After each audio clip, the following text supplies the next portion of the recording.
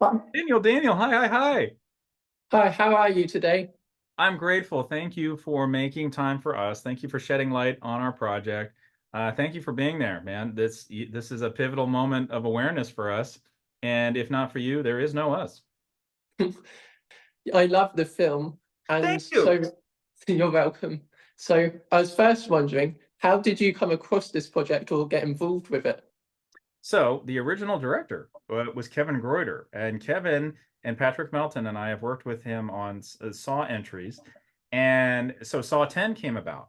Their production timeline advanced, and All My Friends Are Dead's production timeline was still coming together. I'm grateful to Kevin. He tossed my name into a hat for consideration. I auditioned, and after reading Josh Sims and Jessica Seraflom's screenplay, I was terrified in all the right ways. I had never been part of a murder mystery. I had not seen a twist in here that is a twist that landed like a sledgehammer before. And I was inspired by the heart. There's a heart in this. Amongst all the dark acidic humor, amongst the gore, the violence, the twists, the turns, there is a heart. And I thought, I am so Mm. scared of doing this. I'm in. Let's go into the deep end of the pool. And I'm grateful that I was chosen to protect Josh and Jessica's screenplay. That's cool. And I was shocked by the twist as well. So I was wondering what your reaction was like and what the cast reaction was like to the twist. Yeah, it was voltage. It was wonderful because here's one thing we were able to do. We shot in order. And that's courtesy of a great producer, Kirk Shaw, Stephanie Rennie. We shot this movie in order. So when that twist had such impact, we actually moved it way up because Mm. after that twist is fresh movie. I haven't seen anything like that before. Yeah. Nothing. So it's like you have this moment and it's such a catalyst for all this wonderful original material. Like, yes. So please bring your expectations of tropes, familiarity, whatnot. Go ahead and raise your expectations for where we take them because Josh and Jessica figured out a creative way to shatter tropes, to shatter Mm. things and say something about us without it wasn't a heavy finger waving. It was like, we all have a choice. This is the story of the characters who made this one. If you see a little bit of yourself in their choices, and the cool thing is, even I may think I'm on a certain line of right and wrong, but I could see and hear myself in these characters at different stops along the way of my life. And when they were brought to life so beautifully by Cardi Wong, Justin Derrickson, Fiona O'Higgins, Jennifer Enns as Mona. I went to high school with Mona. The name wasn't Mona then, but I went to high school with Mona.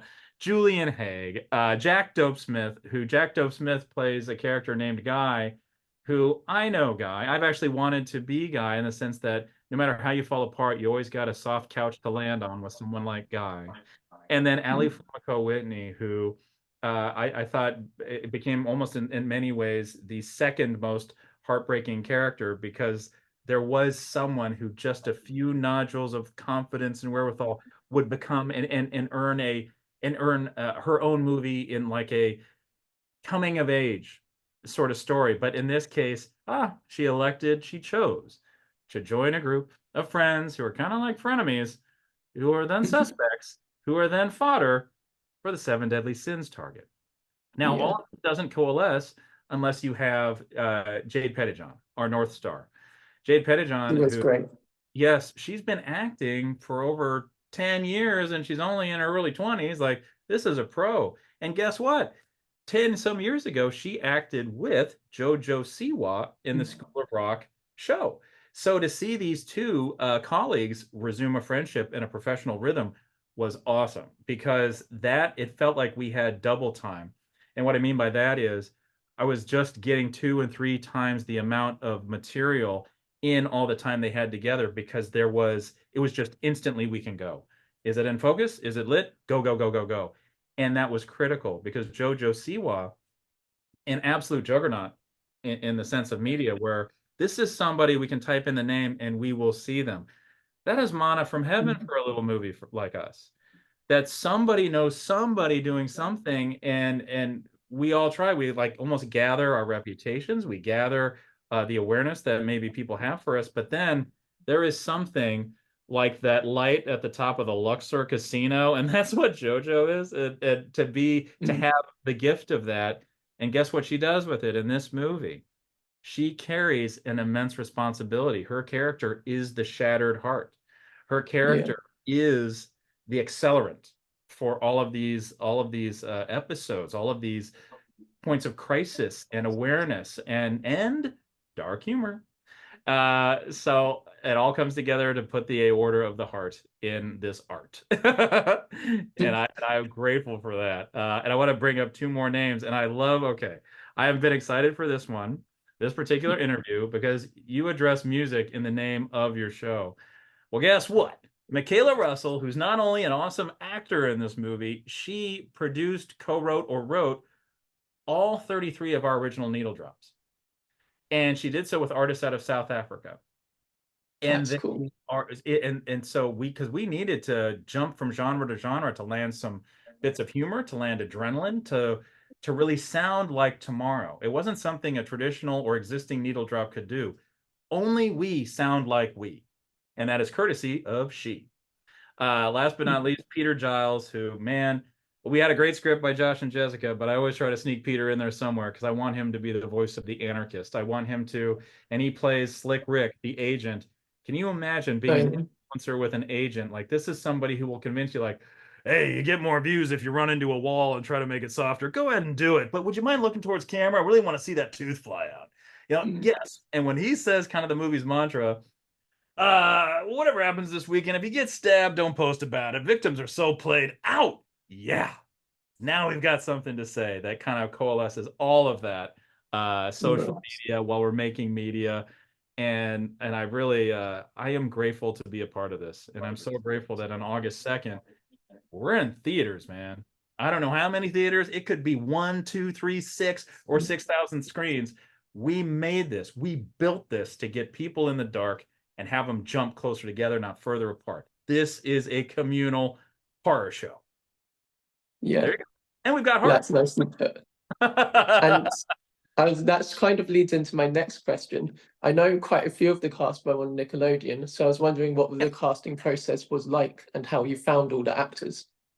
I was very fortunate that because we shot in Vancouver. So when you're doing something like that, it's a pretty careful negotiation of resources for how many people can come from the United States into Vancouver, etc. But guess what? Vancouver is a production savvy community. And what I loved is, I want to say something that Jennifer Enns said, who plays Mona. She's like, I've never done a horror movie before. It's like, what do I need to study for? I was like, whoa, in my head. Like, it was like, whoa, don't you dare stay as you are. Because she brought the nimble ability to jump from tone to tone to tone. So, like, I don't consider my favorite actors in horror movies to be horror actors. They're great actors in a horror movie. And so the gift of this cast was there was not a lot of that stimulus, or there wasn't any of that, I'd say, direction and I want to intentionally stay naive to what that means, because I would never want to poison the skill set with some corner where they could do anything. And Jennifer's character Mona is proof of that. Because we shot in order, every character could have layers. Courtesy of Josh and Jessica's script, every character had to have the real estate and the acreage to have different layers because they are suspects. Because maybe we'll find out what they did, if they feel guilt, if they are not a suspect, or if they're funny and you actually feel bad and connect with them should they befall into victimhood. Wow. That was asking for every tone and every genre of movie to keep going. Because our first act really is in the bubblegum world that could be a coming of age story with an attitude, like a kind of a PG-13 going on our coming of age story. But then something else comes of age, and that is something coming back from 20 years ago. A feeling where this killer was targeting folks because he thought, these kids today, they're giving themselves away. And they're becoming these awful, wrathful, slothful, vain things. And what if 20 years later, with the announcement of this concert where you can go lose yourself, where the influencers will be number one, what if that person comes back like a shark in the water, thinking like, I'm coming back too. A new lesson for a new era. That's fun. And how did you find the filming locations? And were any of the filming locations real places or were they sets? Yes, goodness, they were all except for one, and it was a significant one to our third act. That was the only set we built. Everything else was real. And what I really appreciate about Canada is the home to one of my absolute favorite murder mysteries, and that is the original My Bloody Valentine by George Mihalka, who shot in an actual working mine where the cast had to travel almost a mile Oh underground. yeah. And Patrick and I were a participant in some additional writing and whatnot for the remake of My Bloody Valentine 3D. And even then, they built a set that was kind of a horseshoe. It wasn't the actual mine, but it still played. Patrick Lussier did a gorgeous job, and Todd Farmer's script was freaking awesome. That's where I learned the most about actually movie mystery, murder mystery architecture, is because Todd Farmer and Patrick Lussier knew you needed all these beats for these characters. And so when Patrick and I came in at one point, it was with some executives who were like, we want this to be shorter, but they weren't seeing the movie. The movie needed that scene because it's actually red herring material. It's actually all a careful house of cards. And so I'm very proud of that. And so now I'm up in Canada with this little bit of stimuli, and I'm like, oh my gosh, I'm in the home of the X-Files for seasons. Like, I want to find everything here that's possible, and that's also budget savvy. For courtesy of Stephanie Rennie, like we had a stage. We even had her mother offer her home for photography if we needed. This one, everybody wore a lot of hats, and it was just so wonderful to behold. Kirk Shaw, our producer, we didn't have enough of a budget for a full set of lenses, but Kirk Shaw just happened to give someone a break who owned a production house, and we had a lens flown up that depicted our one set we could build. We didn't have a lens that could capture that full set, and it's a The 15 millimeter house. lens. It's something within. Oh yeah. So, okay. It's when we want to go, oh, one of those. And he had it flown up, and there it was. And not only did that lens show up, and it suddenly allow us to depict really, it was one of our big screen images that we wanted for that. Beautifully shot by Andy Hodgson. It came with the person who ran the shop and one of their loved ones, and they watched us unleash mayhem. And it just meant a lot. So that's how this went. This movie was finished in my living room with an iPhone. The last two shots were done with an iPhone, knife across teeth, shot by David Carlack, a bud of many years.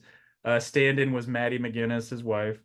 And even our poster was done by my college roommate, Evan Aberman, from a shot of Maddie, David Carlack's wife, holding the dead, shattered phone. The trailer was made by Colin Vanderhoff, a dear bud and colleague of David's, orchestrated and structured by Michaela Russell, and with that original song. So like there is a labor of love to make this horror and this chaos come your way. So yeah, just really grateful. And my two final questions before I go is, with the house, did any of the cast or you and the crew have sleepovers in the beds there, or did you all stay somewhere else when filming? Oh goodness. No, I stayed at a casino. I'll tell you that. I did. I stayed at a casino, and at night I could win extra bits. So there was one kill I wanted to help supplement cash wise. So I just played blackjack till I won the kill. And I walked in, handed my Canadian cash over, and said, now we have that. Then I needed a pair of legs. So because a pair of legs were rented, I was like, well, okay. So I played a slot machine till I won the legs. So like, thank you, Vancouver Casino. You actually are a co-financier of the movie. You gave us a lot of great stuff. Yeah. And my final question before I go is, did Jade ever take it a bit too far where you had to get her to tone it down a little bit, or not?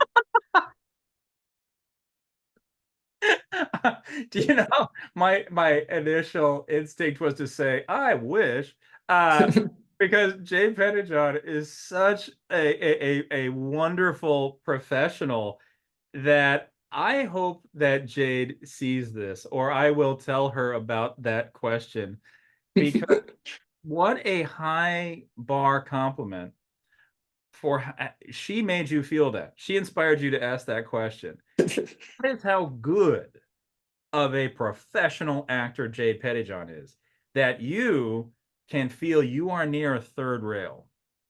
You can also feel that you're near your best friend. And someone, because this movie, in the movie, her character is pushed by very tight-knit, vicious people.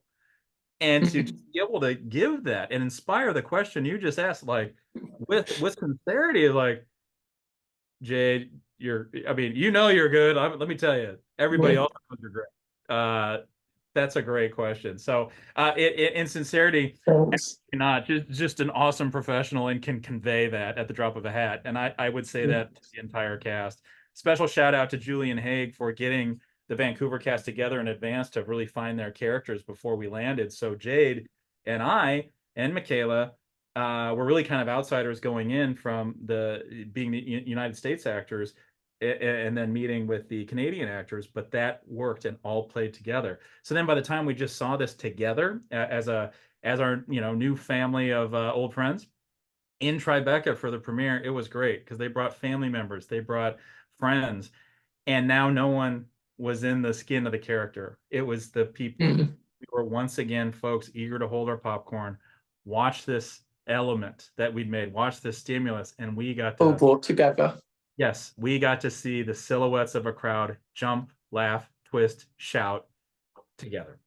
That was a wonderful moment. We hope that this August 2nd that gets to happen again when AMFAD, All My Friends Are Dead turns the silver screen red. And I have something that I must beg. If anyone does this, and I can't remember, hopefully I haven't said this earlier, or if I have, here, it's a repeat. Please stay through the credits.